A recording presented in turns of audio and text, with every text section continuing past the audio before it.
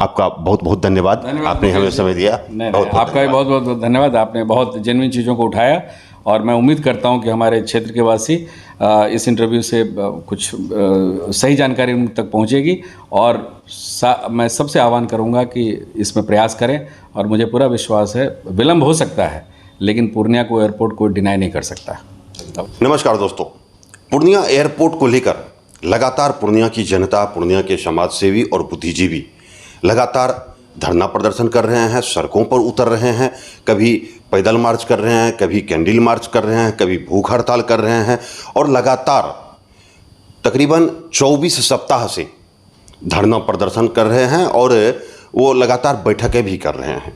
लेकिन मौजूदा वक्त में एयरपोर्ट के निर्माण की दिशा में क्या कदम उठाए हैं गवर्नमेंट के द्वारा, क्या कदम उठाया गया है और कब तक पूर्णिया एयरपोर्ट से घरेलू उड़ान की सेवा बहाल हो जाएगी, इन सब बातों को जानने के लिए आज हम ग्रुप कैप्टन विश्वजीत सिंह जी के पास आए हैं। हम उनसे जानने का प्रयास करेंगे और आप भी आज पूरी तरीके से आश्वस्त हो जाएंगे कि पूर्णिया एयरपोर्ट से उड़ान कब भरी जाएगी। हम सबसे पहले आपसे जानना चाहेंगे कि हाल फिलहाल में MOU पर हस्ताक्षर हुआ, तो उस हस्ताक्षर के बाद अब तक क्या क्या कार्रवाई हुई है इस दिशा में? जैसा आपने सही कहा मुकेश जी कि 5 जून को MOU साइन हुई बिहार सरकार और एयरपोर्ट अथॉरिटी के बीच में दिल्ली में। और उसके बाद हम सबको, जैसा कि आपको भी, हम सबको उम्मीद थी कि चीज़ें और तेज़ गति से आगे बढ़ेंगी। लेकिन ऐसा बहुत क्लियर कट प्रतीत नहीं हो रहा है जो होना चाहिए। जैसे कि MOU में मेन मुद्दा था लैंड एक्विजिशन हो गई, लैंड ट्रांसफ़र की भी बात उसमें हो गई, लेकिन जो उसमें कंडीशनल था कि ज़मीन जो दी गई है वहाँ तक सड़क नहीं है। तो सड़क की पहुँच तो बहुत ज़रूरी है। कोई भी काम वहाँ होना है, अगर आज कोई भी आज लेमैन सोच सकता है कि अगर मुझे वहाँ कोई कंस्ट्रक्शन मटेरियल ले जाना है, कोई गाड़ी को वहाँ तक पहुँचना है, तो सड़क की तो बेसिक रिक्वायरमेंट है।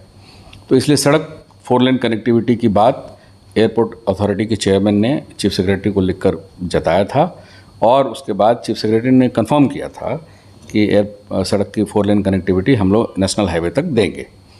लेकिन ज़मीन पर जैसा कि आप बता रहे हैं अभी तक उसमें कोई प्रगति दिख नहीं रही। 2 महीने हो गया है MOU पर हस्ताक्षर। सही बात है। तो जैसा कि आपने सही कहा कि ज़मीन स्तर पे उस पर कोई प्रगति नहीं दिख रही है, तो ये एक चिंता का विषय है क्योंकि ये पूरी तरह सब्जेक्ट स्टेट का है और स्टेट ने कमिट किया है कि हम सड़क बना करके उस NH से उस ज़मीन तक देंगे। और मेरा ये मानना है कि वो सबसे पहला ज़रूरत है कि कोई भी कार्य की प्रगति ज़मीन पे दिखे। तो इसलिए हम उम्मीद करेंगे कि जो भी इससे संबंध अधिकारी हैं डिस्ट्रिक्ट लेवल पे या स्टेट लेवल पे मार्गदर्शन देने का, वो जल्द से जल्द करें कि वो ज़मीन पे काम दिखे। ये भी खबर निकल के आ रही है कि जो 52.18 ये इतना जमीन जो अधिग्रहण हुआ है वो जमीन भी अभी तक एयरपोर्ट अथॉरिटी को हैंडओवर नहीं किया गया है। नहीं, मेरी जो जानकारी है अभी उस हिसाब से ये है कि वो हैंडओवर हो गया है। लेकिन जो एडिशनल 15 एकड़ की जो बात है उस MOU में और जो आप सब लोग कवर करते रहते हैं, वो 15 एकड़ शायद प्रोसेस में है, वो अभी हैंडओवर नहीं हुआ है। तो मैं ये मानता हूँ कि अगर प्रायोरिटी ऑफ एक्टिविटीज़ को देखें कि किस चीज़ को हमको सबसे पहले करना है, तो मैं ये मानता हूँ कि आज की स्थिति में अगर हमें जल्द से जल्द इस एयरपोर्ट सिविल टर्मिनल को ज़मीन पे लाना है, तो जो लैंड एक्वायर हो गया 52.18 एकड़, उसकी प्लानिंग के तहत काम उस पर हो सकता है। लेकिन शर्त यह होनी चाहिए, जो ज़रूरी है, बेसिक रिक्वायरमेंट है, वो है सड़क की कनेक्टिविटी। वो जब मिल जाएगा और उसके बाद नेचुरली उसे काम आगे हो, उसके लिए बिजली और पानी की कनेक्शन वहाँ चाहिए, क्योंकि कोई भी कंस्ट्रक्शन एक्टिविटी के लिए बिजली की कनेक्शन चाहिए, पानी की उपलब्धता चाहिए।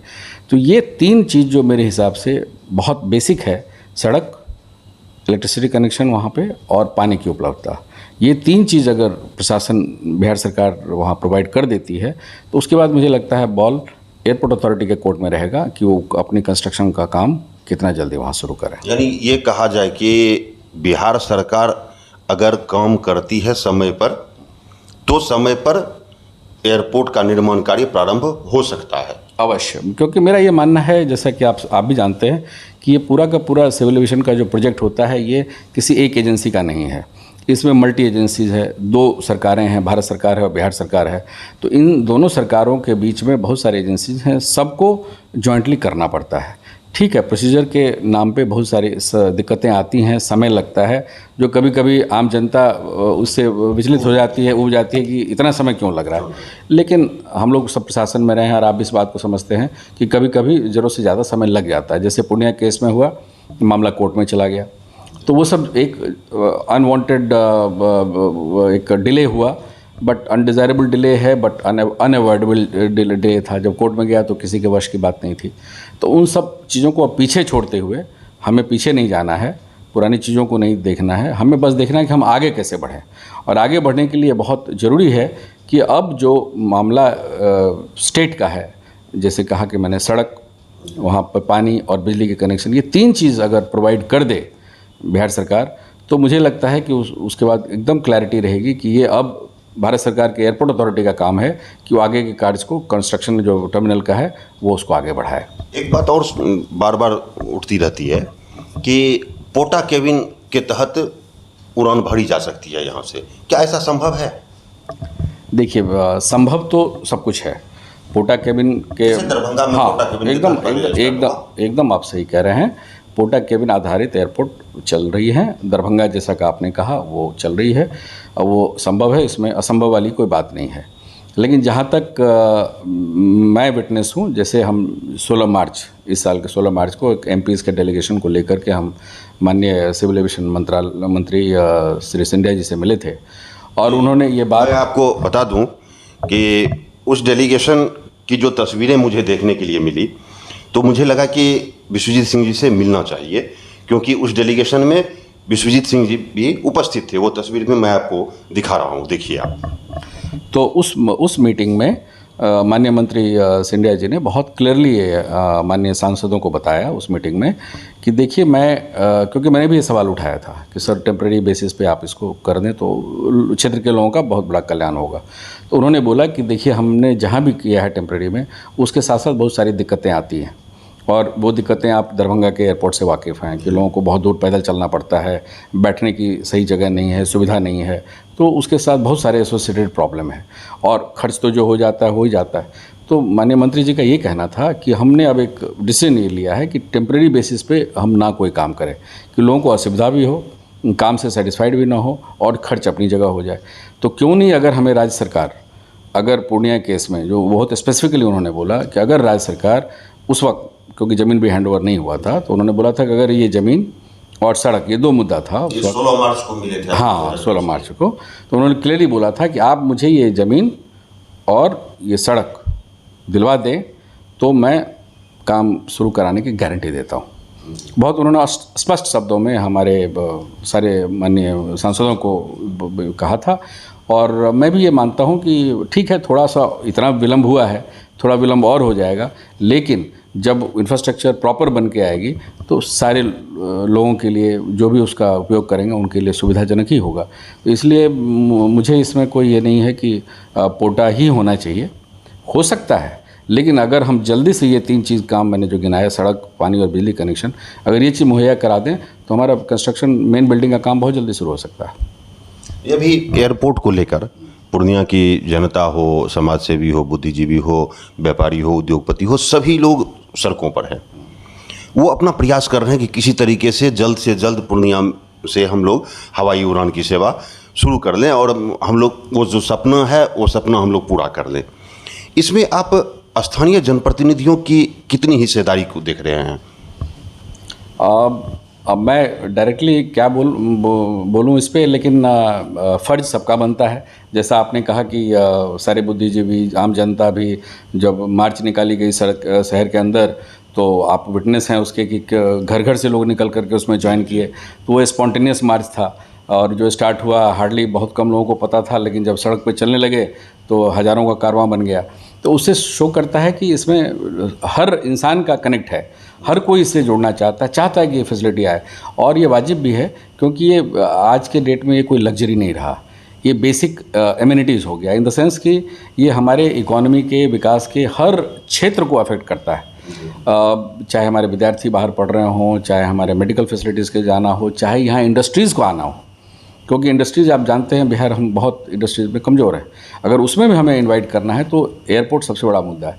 जैसे मैं आपको एक उदाहरण दूंगा, जब हमने 2012 में फ़्लाइट चलवाई थी कलकत्ता पूर्णिया पटना, तो उस वक्त हमें कमिश्नर साहब का फ़ोन आया था कि एक इंडस्ट्रियलिस्ट हैं कलकत्ता से, वो मिलना चाह रहे हैं, तो क्या आप हैं क्या? तो हमने कहा हाँ अवश्य। अब वो आए, मिले। मिस्टर पंसारी थे, कलकत्ता के जूट के इंडस्ट्रियलिस्ट थे वो, और वो उस वक्त अपना प्लांट लगाना चाह रहे थे मालदा में। लेकिन सिर्फ कलकत्ता में उनको पता चला कि पूर्णिया एयर से कनेक्टेड है, उन्होंने अपने प्लांट को शिफ्ट किया पूर्णिया। और 2-3 साल के बाद जब उनके प्लांट से प्रोडक्शन हुआ और प्रगति मैदान में स्टॉल लगी प्रदर्शनी में, तो उनका निमंत्रण मुझे आया कि सर हमारा प्रोडक्ट लगा, आप एक बार जरूर आएँ देखने। तो ये आपको दर्शाता है कि किस तरह से एक इंडस्ट्री बिना आपको बुलाए, वो अपने इंडस्ट्रियलिस्ट खुद इंटरेस्ट लेके आएगा इंडस्ट्री लेकर के। ऐसा देखा भी गया है कि जहाँ भी एयरपोर्ट शुरू हुआ है, जहाँ से उड़ान शुरू हुई है, तो उस अगल बगल के जो भी शहर हैं उसका डेवलपमेंट का जो रेशियो है वो बहुत तेज़ी से बढ़ता है। अवश्य। जैसे एक और उदाहरण आपको दूंगा कि जब दिल्ली एयरपोर्ट का T1 T2 टर्मिनल था, T1 टर्मिनल पालम साइड था, T3 जब बनी, उसका ज़मीन तो ऑफकोर्स दिल्ली में है एयरपोर्ट, लेकिन उसका फेस है गुड़गांव जी। और मैं अपने एक्सपीरियंस आपको बताता हूँ, 90s में जब हम लोग पालम में लैंड करते थे और गुड़गांव में कहीं जाना होता था, तो सब लोग यही कहते थे शाम होने से पहले वापस आ जाओ, क्योंकि धलकुआं के आगे, महिपालपुर के आगे उस एरिया में पूरा समझिए जंगल ही था, बबुल का पेड़ था, कुछ नहीं। लेकिन आज वो T3 होने से गुड़गांव जो है मिलेनियल सिटी हो गया है। सारे कॉरपोरेट्स के हेडक्वार्टर ऑफिसेज वहाँ बन गए हैं, एक से एक इंडस्ट्रीज़ आ गई है। तो ये दिखाता है कि किस तरह से एयर कनेक्टिविटी की जो सुविधा है वो हमारे इकोनॉमी के विकास के हर पैमाने को छूता है, हर पायदान को छूता है। तो ये अब निर्विवाद सत्य है, इसको हम माने ना माने, लेकिन ये सत्य है कि एयर कनेक्टिविटी एक किसी के आने जाने का माध्यम सिर्फ नहीं है, वो हमारे इकोनॉमी, हमारे इंडस्ट्री, इकोनॉमी का जो पार्ट इंडस्ट्री है, चाहे एग्रीकल्चर है, वो सब को अफेक्ट करता है। क्योंकि जो हमारे एग्रीकल्चर, जैसे हमारे क्षेत्र आप जानते हैं, इतना बाउल है मेज का, मक्का का, जूट का, पेरिशेबल आइटम में अगर फ्रूट्स में आप देखें तो बनाना, गुआवा, चीकू, पाइनएप्पल, अब ये सारी चीज़ें पेरिशेबल आइटम है। मालदा आम, जो कि अब बॉम्बे का आप देखेंगे, अल्फोंसो यूरोप अमेरिका जाता है तो उसकी क्या प्राइस है, 1000 रुपये, 1200 रुपये डजन मिलता है। मखाना है। तो ये सारी चीज़ें ऐसी है जो अगर हम उसको समय से इंटरनेशनल मार्केट में पहुंचा सकें तो हमारे किसान भाइयों को ही सबसे ज़्यादा फ़ायदा होगा। हाँ, तो ये सारे, ऐसा कोई सेक्टर नहीं है जो एयरपोर्ट के आने से प्रभावित नहीं होगा। देखने के लिए ये मिल रहा है। और जो स्थानीय जनप्रतिनिधि हैं वो जनप्रतिनिधि कह रहे हैं कि हम मंत्री जी से मिलेंगे, नागर विमानन मंत्री से मिलेंगे, और जल्द पूर्णिया में एयरपोर्ट का निर्माण कार्य प्रारंभ हो, इसके लिए हम मंत्री जी से मिलेंगे। तो आपको क्या लगता है कि मंत्री जी के, नागर विमानन मंत्री के पास मामला अटका हुआ है या फिर बिहार सरकार के पास मामला अटका हुआ है? नहीं, इस मामले में मैं बहुत क्लियर हूँ कि भारतीय सरकार के नगर विमानन मंत्री के पास ये काम अभी नहीं रुका है। उनका जो काम करना था उन्होंने वो सारा एज ऑन डेट किया हुआ है। अभी मामला है उस स्टेज पे जहाँ पे कि टर्मिनल बिल्डिंग का काम होना है, और उस काम को शुरू करने के लिए ये चीज़ें, सड़क की कनेक्टिविटी, बिजली और पानी की सुविधा वहाँ पे, ये 3 चीज़ बेसिक रिक्वायरमेंट है किसी भी कंस्ट्रक्शन एक्टिविटी के लिए, और वो आता है स्टेट के दायरे में।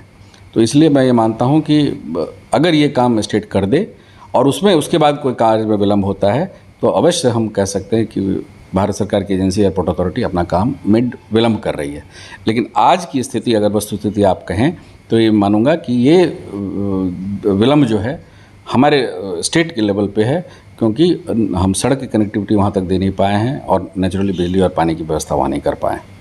देखिए, यहाँ पर मैं एक बात आपको क्लियर करना चाहूँगा कि यदि हम शहर में घर बना रहे हैं, कोई मकान बना रहे हैं अपना, तो उसके लिए भी हमें नक्शा पास करवाना होता है। और जब हम नगर निगम में जाते हैं नक्शा पास करवाने के लिए, और सरकार ने जो बिल्डिंग बायलॉज बनाया है उसके आधार पर हमें नक्शा पास करवाना पड़ता है और जो आर्किटेक्ट है उसी के आधार पर हमें नक्शा बना कर देता है। तो वहाँ पर भी अगर हम किसी भी मानक का पालन नहीं करते हैं तो हमारा नक्शा पास नहीं होता है और हम अपना भवन का निर्माण नहीं करवा पाते हैं। ठीक शायद उसी तरीके का ये मापदंड है एयरपोर्ट अथॉरिटी का कि आप हमें रोड कनेक्टिविटी दीजिए, आप हमें ज़मीन इतना उपलब्ध करवा दीजिए, तब हम निर्माण का कार्य प्रारंभ करेंगे।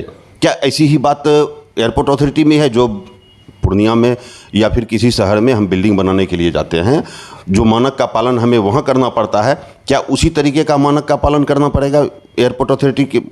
अमूमन यही वस्तु सच्चाई है, रियलिटी यही है, क्योंकि वो एक पीस ज़मीन का टुकड़ा है जो एग्रीकल्चरल लैंड है, वहाँ तक सड़क नहीं है। आप भी अपने पिछले प्रोग्राम में दिखा चुके हैं, वहाँ जा करके आपने ज़मीनी सच्चाई दिखाई है, बहुत अच्छा आपने कवर जा सकते हैं वहाँ पर, हमारे पास रोड कनेक्टिविटी है। हाँ, मतलब उसको एक प्रॉपर रोड बनाने के लिए, क्योंकि जो सड़क ग्वासी गांव की तरफ जा रही है वो सड़क उस ज़मीन के टुकड़े से कम 300 से 400 मीटर दूर है। तो वो 300-400 मीटर का जो फासला है उसको तो सड़क बनानी ही बनानी है। रही बात उसके बाद ग्वासी वाली सड़क को जोड़ करके NH तक लाने में, चाहे उसको हम बाईपास से लाएं चाहे किसी भी और सड़क से लाएं, तो उसको 4 लेन का वाइडनिंग तो करना ही पड़ेगा, जो कमिटमेंट बिहार सरकार ने दिया है। तो ये प्रोग्राम आपने किया हुआ पहले, और सच्चाई बिहार सरकार करेगी, बिहार सरकार के प्रशासन करेंगे। करेक्ट। तो ये मेरे हिसाब से यही सबसे बड़ा मुद्दा है जहाँ पे कि प्रैक्टिकली चीज़ें अटकी हुई हैं। ये नहीं होने के, सड़क कनेक्टिविटी उस ज़मीन तक नहीं होने के कारण एयरपोर्ट अथॉरिटी कुछ काम आएगा कर नहीं पा रही है, क्योंकि सड़क बनेगा तब वहाँ पे मान लीजिए बिजली का आप कनेक्शन देंगे, फिर आप पानी की सुविधा प्रोवाइड करेंगे, तब कोई भी कॉन्ट्रैक्टर को जब AI कॉन्ट्रैक्ट देती है कि इस बिल्डिंग को आप काम शुरू करो, तो ये तो कॉन्ट्रैक्टर भी ये चीज़ों की डिमांड करेगा कि सर हम उस पर काम कैसे शुरू करेंगे जब तक हमें वहाँ पहुँचने का साधन नहीं हो, वहाँ पे बिजली की व्यवस्था ना हो, वहाँ पे पानी की सुविधा ना हो। तो ये 3-4 चीज़ें तो बेसिक है। ऑफ कोर्स बहुत सारे लोग कहेंगे म्यूटेशन भी ज़रूरी है, यस वो भी ज़रूरी है, बट वो एक प्रोसीजरल रिक्वायरमेंट है। उसको मैं ये मानता हूँ कि 2 सरकारों के बीच की सहमति है, इसलिए वो एकेडमिक इंटरेस्ट की बात है कि म्यूटेशन आज हो या 6 महीने बाद हो, उसे फ़र्क नहीं पड़ता है। बट जो उन सारी चीज़ों में अगर प्रैक्टिकली जो कोई चीज़ रोक रहा है काम के प्रोग्रेस को, वो है नॉन अवेलेबिलिटी ऑफ सड़क, बिजली और पानी। ये 3 चीज़ की अवेलेबिलिटी वहाँ हो जाए तो मेरे हिसाब से और कोई भी लेमैन सोच सकता है कि अगर 3 चीज़ अगर वहाँ प्रोवाइड कर दी जाए तो किसी भी कॉन्ट्रैक्टर को जब ये कॉन्ट्रैक्ट एयरपोर्ट अथॉरिटी देगी, जो कि वो प्रोसेस ऑलरेडी चल रहा है, उसमें सब कुछ किया हुआ है, वो अवार्ड होने के बाद वो जब आएगा तो ये बेसिक पहली रिक्वायरमेंट है जो आप भी समझ सकते हैं कि उसके बाद ही कोई काम आगे बढ़ सकता है। शायद इतनी देर जो हम लोग बात किए तो शायद ये कन्फ्यूजन दूर हो गया होगा आप लोगों का कि एयरपोर्ट निर्माण में कहाँ अभी तक बाधा उत्पन्न हुई है, किस स्टेज में एयरपोर्ट का काम अटका हुआ है, ये सब क्लियर हो गया होगा। लेकिन कुछ हम हट के बात करना चाह रहे हैं आपसे। आप लगातार पूर्णिया आ रहे हैं और पूर्णिया कोसी प्रमंडल में आपका घर भी है और पूर्णिया प्रमंडल में आप सर्विस भी किए हैं। हम ये जानना चाह रहे हैं कि पूर्णिया का डेवलपमेंट, जिस तरीके से लोग पूर्णिया को उपराजधानी बनाने के लिए भी मांग कर रहे थे कि पूर्णिया को उपराजधानी बनाया जाए, उस दिशा में आपको ऐसा लगता है कि उस दिशा की उसी स्पीड में डेवलपमेंट भी हुआ है पूर्णिया का, या फिर अगर नहीं हुआ है डेवलपमेंट तो ऐसा क्या क्या किया जाए जो पूर्णिया एक डेवलप सिटी की तरफ वो दिखे? मुकेश जी, आपका ये सवाल बहुत जेन्युइन है, बहुत वैलिड है। अगर आप बिहार के मानचित्र को देखें और हमारे देश के मानचित्र को देखें तो बिहार का जो नॉर्थ ईस्ट एरिया है, जिसमें हमारी 3 कमिश्नरी हैं, पूर्णिया, कोसी और भागलपुर, ये नॉर्थ ईस्ट का एरिया मैं मानता हूँ। और ये हमारा गेटवे है इंडिया के नॉर्थ ईस्ट को, सिलीगुड़ी कॉरिडोर से ये गेटवे है। और उसके बाद आप ये भी जानते हैं कि अब भारत सरकार एक्ट ईस्ट पॉलिसी की कब बात करती है। एक्ट ईस्ट मतलब ASEAN countries, Myanmar, Cambodia, Laos, Vietnam, Singapore तक। तो ये बाय रोड जोड़ा जा रहा है, एशियन हाईवे 1 से जोड़ा जा रहा है, जो हमारे इस क्षेत्र से पास होगा। तो हमको ये चीज़ ध्यान में रखने की ज़रूरत है कि ये एक बहुत बड़ा स्ट्रैटेजिक लोकेशन है हमारे इस प्रमंडल का, पूर्णिया क्षेत्र का। और इसका स्ट्रैटेजिक लोकेशन होने के कारण proximity to international border, Nepal, इधर बांग्लादेश और बंगाल स्टेट का जो इंडस्ट्रियल एरिया है, मालदा, रायगंज, यहाँ पे इकोनॉमिक पोटेंशियल भी उसी हिसाब से स्ट्रेटेजिक लोकेशन और at the gateway of north east होने के कारण इसकी इकोनॉमिक पोटेंशियल ऑटोमेटिकली बहुत ज़्यादा बढ़ जाती है। लेकिन उसके लिए ज़रूरत है बेटर कनेक्टिविटी की। आज अच्छा है कि हमारे पास 3 NH हो गया है, NH27, NH31 और 107। ऑफकोर्स 107 की हालत अच्छी नहीं है, बट समय हो जाएगा, ठीक है, 7 सालों से काम हाँ चल रहा है। लेकिन इन सब से जितना पोटेंशियल क्षेत्र के विकास में होता है उससे कई गुना पोटेंशियल बढ़ेगा अगर यहाँ एयरपोर्ट बन जाएगा। क्योंकि एयर कनेक्टिविटी की आप रीच जानते हैं कितना फास्ट है, समय का बचाव है, जो पेरिसेबल आइटम है वो पहुँचेगा। तो सिर्फ देश के अंदर ही नहीं, जो इंटरनेशनल मार्केट गल्फ़ हो, यूरोप हो, उसके साथ साथ आसियान कंट्रीज़ की तरफ जो हमारे भारत सरकार का भी फोकस है एक्ट इस पॉलिसी के तहत, तो वो बिहार का एक लॉन्च पैड जो है ईस्ट के लिए वो पूर्णिया हो सकता है। अभी एयरपोर्ट के लिए बहुत जद्दोजहद किया जा रहा है, बहुत प्रयास किया जा रहा है और उम्मीद करते हैं कि आने वाले 2-4 सालों में एयरपोर्ट चालू भी हो जाए। लेकिन जो रेल कनेक्टिविटी है, जिस तरीके से और जगह देखा जा रहा है, सहरसा रेल कनेक्टिविटी काफ़ी इम्प्रूव हुआ, राजधानी जाने के लिए काफ़ी इम्प्रूव हुआ है, लेकिन उसके बनिस्बत पूर्णिया उतना डेवलप नहीं किया है। इसका बहुत बड़ा इसका बहुत बड़ा कारण क्या है कि फॉर्चुनेटली अनफॉर्चुनेटली किसी कारणवश पूर्णिया में हमारा 2 स्टेशन है, एक पूर्णिया ईस्ट और एक Purnia junction. Geographically Purnia junction को डाला रखा गया है NF रेलवे में और पूर्णिया ईस्ट जो है ईस्ट सेंट्रल रेलवे में। अब इसके कारणवश एक साइकोलॉजिकल डिवाइड आप कह सकते हैं कि 2 जोन के बीच में है कि हाजीपुर कंट्रोल ईस्ट सेंट्रल और गुवाहाटी कंट्रोल NF रेलवे, और ये शहर के बीच बीच से इसको काटता है। तो आप समझ सकते हैं कि जब 2 के बीच भी पड़ने के कारण हम ना उधर कभी प्रायोरिटी में आ पाते हैं ना कभी इधर प्रायोरिटी पाए।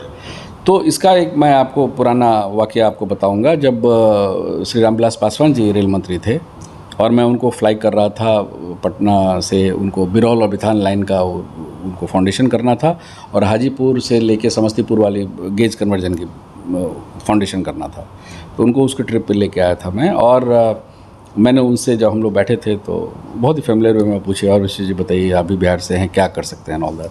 तो हमने उनको ये मुद्दा बताया था। हमने बोला था कि सर हमारा शहर पूर्णिया होम टाउन है, लेकिन अनफॉर्चुनेटली 2 जोन के बीच में आने के कारण हमारा वो विकास नहीं हो पा रहा है, एक तरह से हम टापू बन के रह गए। तो उन्होंने बोला तो क्या इसका समाधान। हमने बोला कि सर इसको DRM कटिहार को अगर आप इस सेंट्रल में डाल देते हैं तो पूरा जो बिहार का ज्योग्राफी का क्षेत्र है, थोड़ा सा एडजॉइनिंग एरिया, अनकम्प्लीट बिहार आपके इस सेंट्रल में ही आ जाएगा।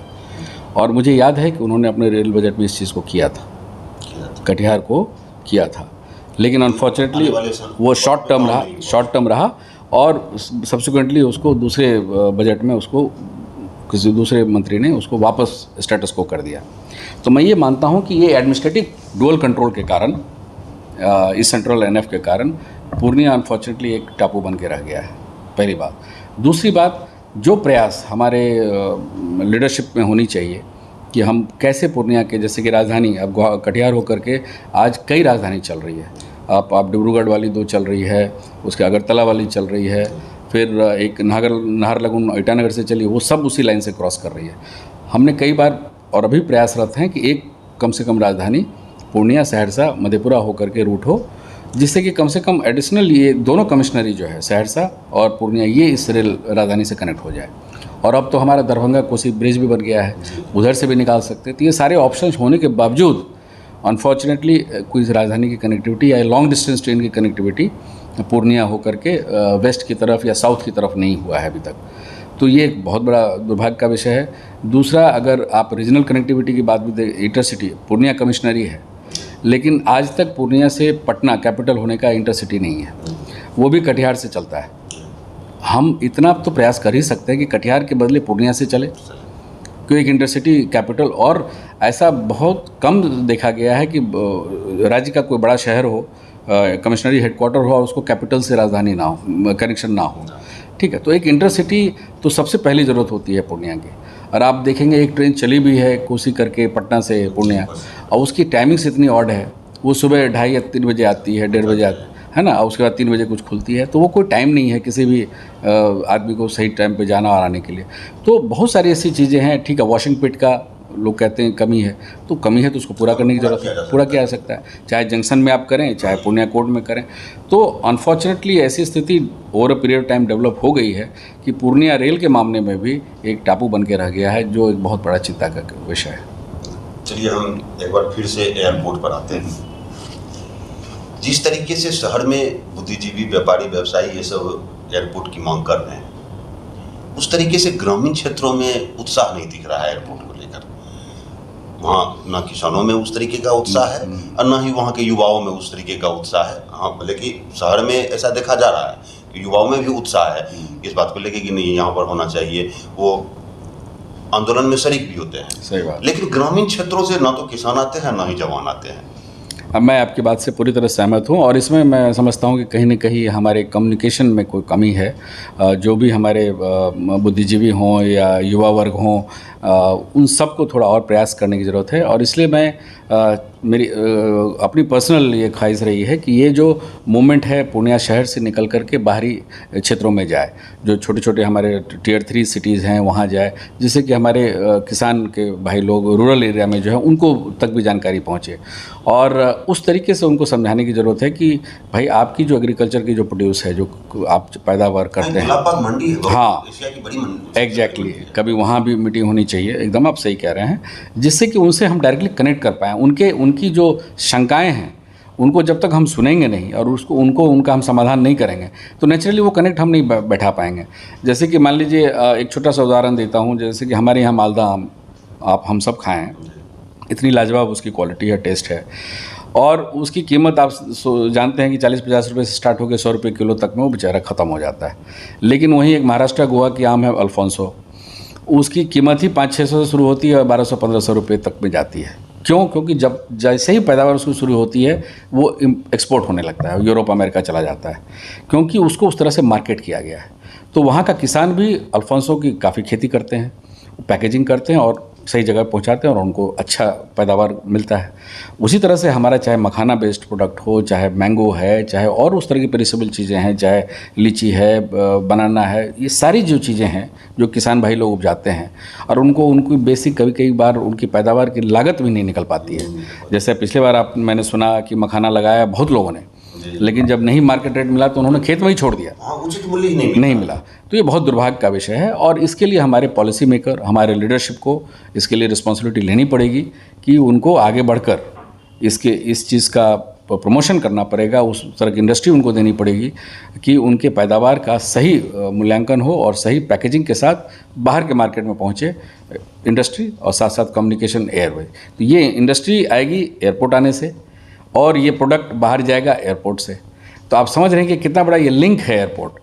तो ये चीज़ हमें अपने किसान भाइयों को समझाना पड़ेगा और वो बातचीत करने के माध्यम से ही होगा। उसके लिए हमें बाहर जाना पड़ेगा, उनके दरवाजे तक जाना पड़ेगा कि वो समझें कि एयरपोर्ट एक बहुत फैंसी चीज़ नहीं है, रिच लोगों की चीज़ नहीं है, ये हर नागरिक की ज़रूरत है, चाहे वो किसान हो, चाहे एंटरप्रेन्योर हो, चाहे बिजनेसमैन हो, चाहे स्टूडेंट हो, चाहे मेडिकल प्रोफेशनल्स हों, चाहे हमारे रियल एस्टेट सेक्टर में हो, सब के लिए ये निहायत ज़रूरी है। और हम समझते हैं कि जो आपने सवाल उठाया रूरल एरिया में कनेक्टिविटी कम होने की, ये बात सही है, क्योंकि वहाँ तक हम लोग अभी तक नहीं पहुँच पाए हैं और उधर हम प्रयास अवश्य करेंगे। आपको क्या लगता है कि आने वाले कितने दिनों में पूर्णिया के लोगों का एयरपोर्ट का जो सपना है वो पूरा होगा? क्योंकि सदन में राज्य मंत्री जवाब दे रहे थे और उन्होंने बताया कि 2026 तक लक्ष्य है कि पूर्णिया से उड़ान सेवा बहाल हो जाएगी वहाँ। आपको क्या लगता है कि 2026 में पूर्णिया के लोगों का सपना पूरा हो जाएगा? अगर राज्य मंत्री जी ने कहा है, जो मैंने भी देखा है, तो मुझे उसमें अविश्वास की कोई बात नहीं है, अवश्य हो जाएगा। लेकिन वो कंडीशनल है। अगर ये सारी चीज़ें, सड़क, पानी, बिजली वहाँ तक आज के डेट में हम प्रोवाइड कर देते हैं तो अवश्य 26 में स्टार्ट हो जाएगा। अगर इसमें जितना विलम्ब होगा वो डेडलाइन उतना आगे चला जाएगा, मेरा ये मानना है। देखिए, अब तक आप पूरी तरीके से आश्वस्त हो गए होंगे कि पूर्णिया से कब एयरपोर्ट की सेवा बहाल हो जाएगी। लेकिन इस बीच होता क्या है कि पक्ष और विपक्ष की जो राजनीति चलती है और उस पक्ष विपक्ष की राजनीति में राजनीतिक दलों के जो कार्यकर्ता होते हैं वो भी वही बोलते हैं जो उनके शीर्षस्थ नेता बोलते हैं। शीर्षस्थ नेता जो बोलते हैं वो कार्यकर्ता उसी चीज़ का माला जाप करने लगते हैं। लेकिन मौजूदा वक्त में परेशानियां क्या है? तो परेशानियां है कि 15 एकड़ ज़मीन और रोड कनेक्टिविटी, और ये दोनों चीज़ की जिम्मेवारी बिहार सरकार के ऊपर निर्भर करता है कि वो कितना जल्दी ज़मीन उपलब्ध करवाते हैं और कितना जल्दी रोड कनेक्टिविटी उपलब्ध करवाते हैं। और यदि ये दोनों चीज़ जल्द उपलब्ध हो जाता है तो जैसा कि सदन में राज्य मंत्री ने कहा है कि 2026 में पूर्णिया से एयरपोर्ट की उड़ान की सेवा बहाल हो जाएगी, तो ऐसी संभावना है कि यदि जल्दबाजी में ज़मीन और 4 लेन कनेक्टिविटी उपलब्ध हो जाता है एयरपोर्ट अथॉरिटी को, भारत सरकार को, तो वो जल्द से जल्द एयरपोर्ट का काम प्रारंभ करवा देंगे। लेकिन ऐसा हो नहीं रहा है, बल्कि मौजूदा वक्त में सिर्फ राजनीति ही हो रही है। तो ऐसे वक्त में ये पूर्णिया की जो लोगों का जो सपना है वो सपना राजनीति के चक्कर में चकनाचूर होते जा रहा है। इसलिए आग्रह है कि पूर्णिया के लोगों का जो सपना है उस सपना को दूर करने के लिए आप अपने बीच जो राजनीति फैलाए हुए हैं उस राजनीति को भी आप दूर करें। विश्वजीत सिंह जी अभी हमारे साथ थे और पूर्णिया में काफ़ी दिनों तक ये रहे और पूर्णिया के जो भौगोलिक स्थिति है उससे भी ये अवगत हैं। इसलिए मैं विश्वजीत सिंह जी के पास आया था कि बहुत सारी बातों को वो क्लियरिफिकेशन कर सकेंगे। आपका बहुत बहुत धन्यवाद, आपने हमें समय दिया। आपका भी बहुत बहुत धन्यवाद। आपने बहुत जेन्युइन चीज़ों को उठाया और मैं उम्मीद करता हूं कि हमारे क्षेत्र के वासी इस इंटरव्यू से कुछ सही जानकारी उन तक पहुंचेगी और मैं सबसे आह्वान करूंगा कि इसमें प्रयास करें। और मुझे पूरा विश्वास है विलंब हो सकता है लेकिन पूर्णिया को एयरपोर्ट कोई डिनाई नहीं कर सकता। अवश्य। बहुत बहुत धन्यवाद।